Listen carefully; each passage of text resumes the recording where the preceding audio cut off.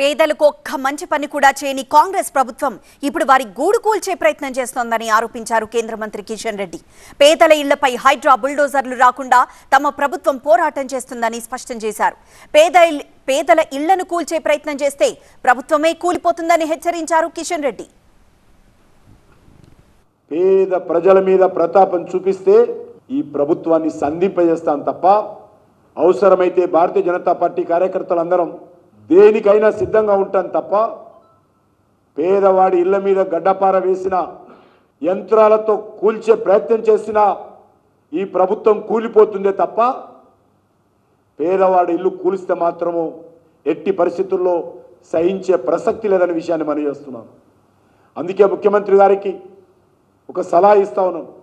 ఇప్పటికైనా హైడ్రాకు సంబంధించి విధి విధానాలు రూపొందించే సమయంలో ఖచ్చితంగా పేదవాడికి సంబంధించినటువంటి ఇళ్ల మీద గడ్డపార పెట్టేటువంటి అధికారం, బుల్డోజర్ పెట్టేటువంటి అధికారం లేదనే విషయాన్ని సందర్భంగా మనవిస్తున్నాం.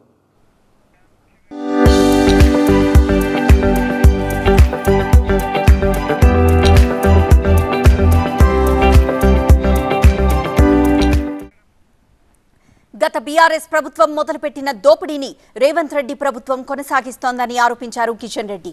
తెలంగాణలో వ్యాపారుల నుండి ఆర్ఆర్ ట్యాక్స్, ఆర్జీ ట్యాక్స్ వసూలు చేస్తున్నారని మండిపడ్డారు. కాంగ్రెస్ పార్టీ ప్రభుత్వం కానీ దోపిడీకి పాల్పడతా ఉన్నారు. ఆర్జీ ట్యాక్స్ కానీ ఆర్ఆర్ ట్యాక్స్ కానీ ఈరోజు ఇప్పటికి కూడా వేస్తూ ఉన్నారు.